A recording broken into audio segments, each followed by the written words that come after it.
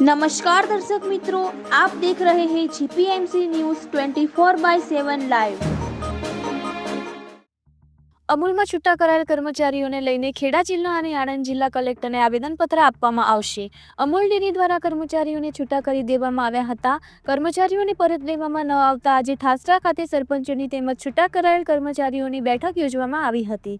ખેડા જિલ્લાના ઠાસરા તાલુકામાં આવેલ ઠાસરામાં આજે મહાદેવ મંદિરમાં અમૂલ ડેરી દ્વારા 100 થી પણ વધુ કર્મચારીઓને છૂટા કરી દેવામાં આવતા સરપંચો તેમજ છૂટા કરાયેલ કર્મચારીઓની બેઠક યોજવામાં આવી હતી। સરપંચો દ્વારા ચીમકી ઉચ્ચારવામાં આવી છે કે અમૂલે જે કર્મચારીઓને છૂટા કર્યા છે તે કર્મચારીઓને જો વહેલી તકે પાછા લેવામાં નહીં આવે તો આવનાર ચૂંટણીમાં તેનો મોટો પડઘો પડશે। સરપંચો તેમજ છૂટા કરાયેલ કર્મચારીઓ દ્વારા ટૂંક સમયમાં ખેડા જિલ્લા કલેક્ટર અને આણંદ જિલ્લા કલેક્ટરને આવેદનપત્ર આપવામાં આવશે। તેમ છતાં જો નિવેડો નહીં આવે તો અને કર્મચારીઓને અમૂલમાં પાછા લેવામાં નહીં આવે તો સરપંચો દ્વારા ભાજપમાંથી રાજીનામું આપી દેવાની ચીમકી પણ ઉચ્ચારવામાં આવી છે।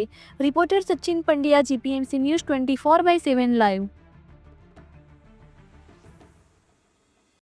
અમૂલ ડેરીનો જે વિખવાદ ઉભો થયો છે 86 સભ્યોને લઈને, એ વાતમાં આપનું શું કહેવું છે?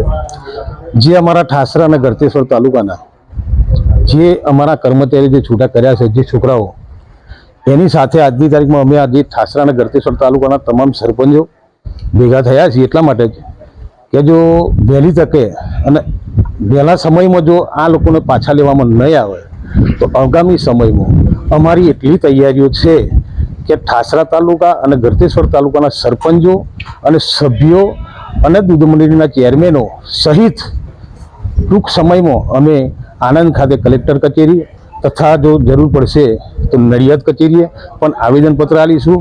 અને એથી જો પણ નહીં થાય તો આગામી સમયમાં હવે સ્થાનિક ઇલેક્શનો આવવાની તૈયારી છે અને જો આ જો વહેલા તકે કરવામાં નહીં આવે, આ જો છોકરાઓને લેવામાં નહીં આવે તો અમે આગળની રણનીતિ બહુ મોટી પાયા સરપંચોએ કરી છે। હવે આગળની સરપંચોએ લીધી છે, ગામે ગામના સરપંચો જાગ્યા છે, કારણ કે આ 105 છોકરાઓ છે એ બહુ મોટી સંખ્યા કહેવાય।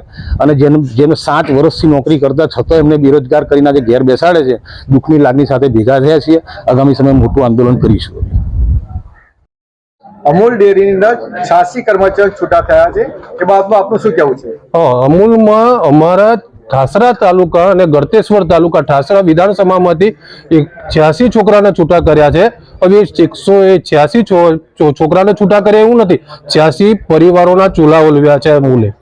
અને સતત 7 વર્ષથી 8 વર્ષથી 10 વર્ષથી જે નોકરી કરતા હતા એમના ઘરે આજે એકદમ આવક બંધ થઈ છે।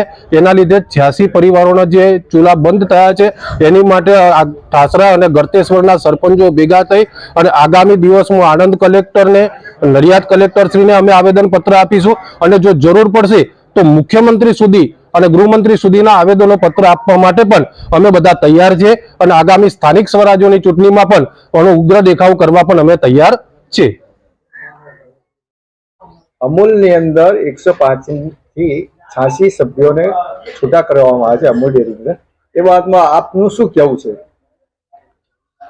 જે અમૂલમાંથી અમારા ઠાસરા તાલુકાના 105 ભાઈઓને છૂટા કર્યા છે, બરાબર।